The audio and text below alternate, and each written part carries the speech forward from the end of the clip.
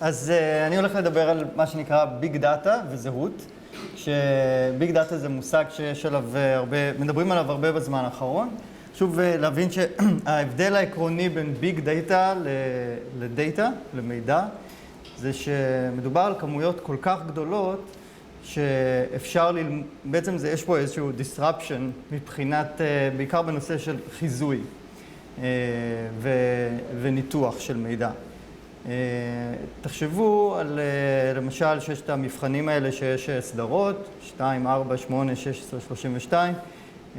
אז בעצם, אם יש מרחב של מידע הרבה יותר גדול, מחשבים יכולים להבין, כאילו את ה-2, 4, 8, 16 אנחנו יכולים להבין, אבל יש דברים הרבה יותר מורכבים, וזה נע על, בעצם המספרים נמצאים במרחב רב-ממדי, זה לא רק משמאל לימין, אלא זה גם למטה ולעומק וכו'.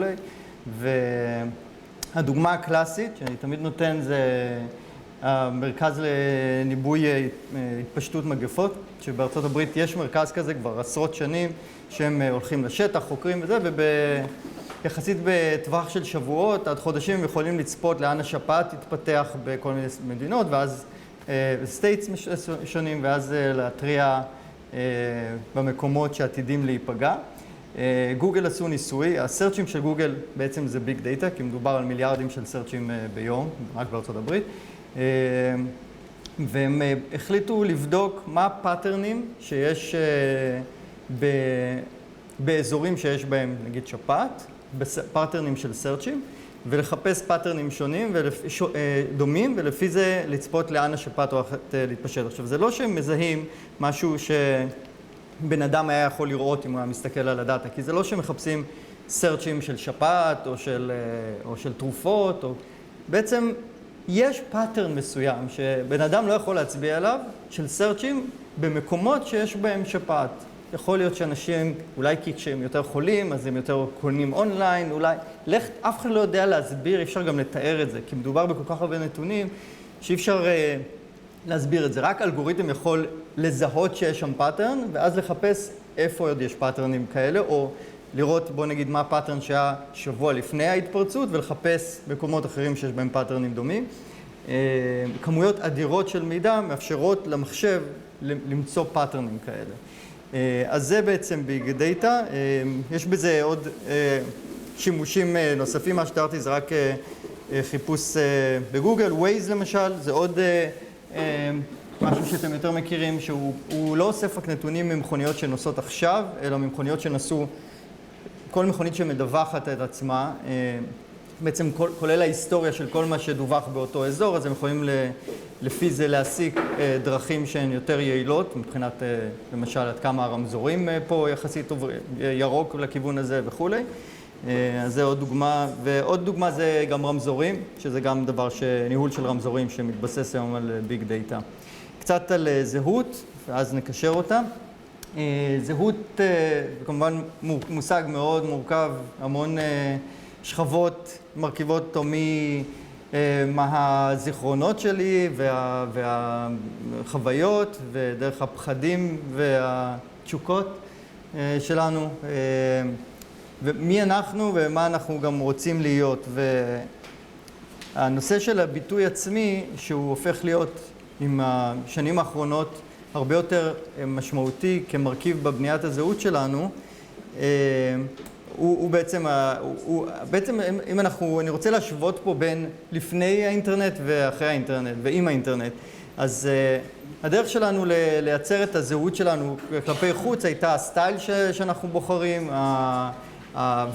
איך אנחנו מתלבשים, איך אנחנו מסדרים את השיער, וכמובן איך אנחנו מדברים. שהיום זה סתם מראה סנפשוט של כמויות בדקה אחת, למשל שיש 13 מיליון וואטסאפ מסג'ז שנוצרות ו-120 שעות יוטיוב מועלות בדקה וידאו. ואנחנו רואים, זאת אומרת, כל הדברים האלה זה אמצעים לאנשים לבטא את עצמם. מה זה לבטא את עצמם? לייצר את הזהות שלהם בעצם.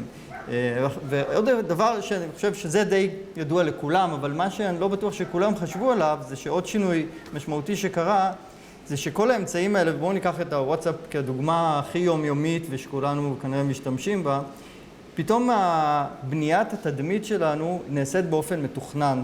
תחשבו על כשאתם כותבים הודעה בוואטסאפ, אתם חושבים, בניגוד לכשאתם מדברים, אין לכם כל כך זמן לתכנן את זה. תחשבו על הכפתור הזה שיש להקליט בוויס ולשלוח, כמה אנחנו מאססים עם הרבה אנשים שאנחנו מדברים איתם להשתמש בזה, כי זה אומר שאנחנו מאבדים שליטה. ברגע שאנחנו לוחצים, אנחנו לא מתכננים כל מילה ומילה. ובעצם כל האמצעי בניית זהות הזו הופכים להיות בעצם דרכים שנותנים לנו הרבה יותר שליטה, וזה שינוי גם, אני חושב, תרבותי גדול שאנחנו חווים. יש ברמה האגרגטיבית מה שנקרא, שזה את כל הנתונים ביחד, יש חברה שנקראת Radiant 6, שמה שהם עושים זה מוניטורינג של, נקרא לזה collective consciousness. You don't speak Hebrew? No. So I'll speak English. No, for Yes. For you, yes. Anyone, מישהו יש לו בעיה עם אנגלית? Okay. So Radiant 6 is a company that aggregates, that is kind of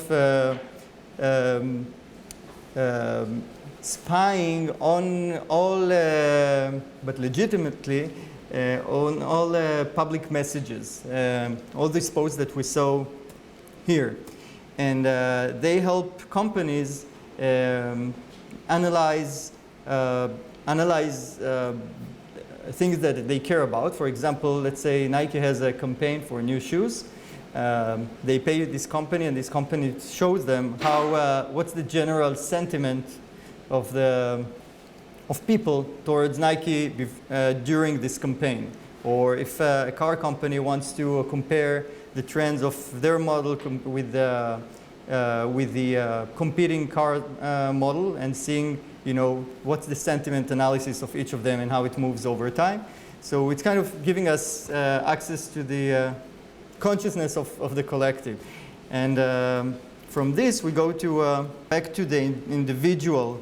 So once we have all this data of what I call the collective data, we can learn from this data and what we saw in this slide, from all this data to individuals, and we can predict things about them.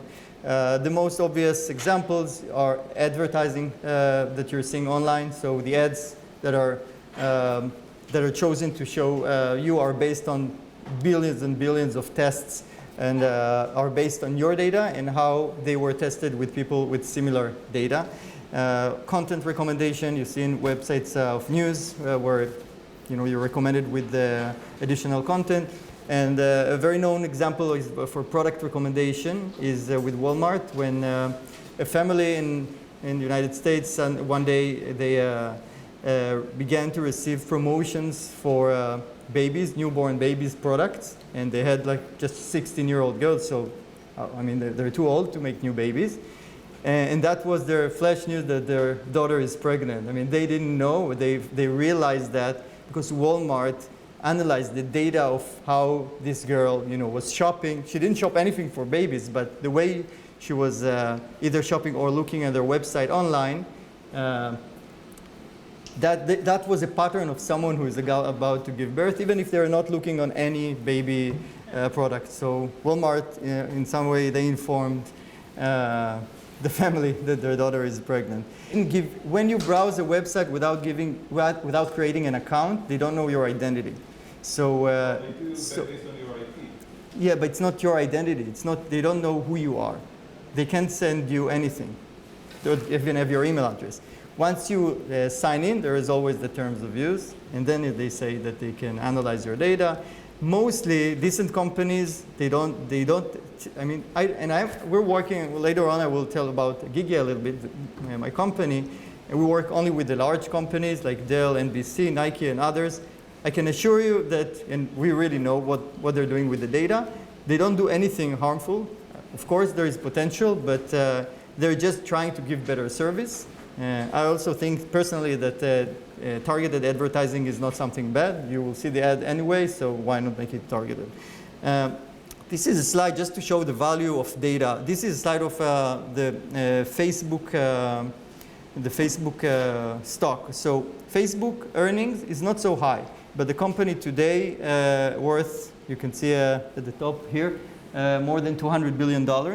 The ratio, usually a company value in the stock market is created by the amount of either earning or revenue, and how, let's say if you buy an apartment to rent it to someone else, it's a business, then usually there's a ratio between how much time it will take you to earn back what you invested in. So this is, in business, this is the ratio between earning or revenue and the overall value of the business. And in Facebook, it's it's a very, very high multiple. And so it shows that the value is somewhere else. It's not in their earning or revenue.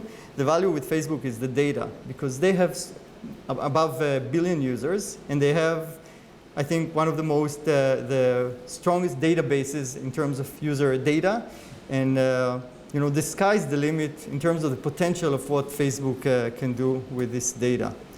This is the ISIS flag, and the reason I show it is because they also made a change in our world in terms of user data. What happened is that in the last years, 1-2 years, maybe more, you probably heard in the news that people from all kinds of countries join ISIS. So it's not a big amount of people, but there are people that are doing it, and it's very much of a concern to the governments of these countries. And it moves all the notion of user data from a commercial, until now I spoke about the commercial aspect, to more of a political aspect, and about the control over the data. What happens, so the first two countries are Russia and Australia. They now have a law, with Russia it's going to begin in 2016, that all user data should be stored within the boundaries of Russia. So for example, if Google, if you're a Russian and you're using Gmail, your emails will be stored on the land of Russia, according to this law, or Gmail will be banned and you won't be able to access Gmail. Same thing with Australia, which is a more Western country, and Germany and France are following the same path. They said that they're going towards that direction, and the reason is that these governments understand how valuable and how important is the user data, and the trigger was the movement to ISIS. The trigger is that they want to identify people that are about to go to the Middle East and join these forces, and since they tried a few times to go, for example, to Google or to Facebook and to ask for the data, and these companies say no, we will not give you the data, and there's nothing they can do because the data is, let's say, in New Jersey. However, if the data is stored in Russia, they just send soldiers to open the servers and take the data. So it becomes really physical in that sense. GIGYA, a few words, and because I think it also connects me to the story I just told. So GIGYA is a company I founded with two other founders.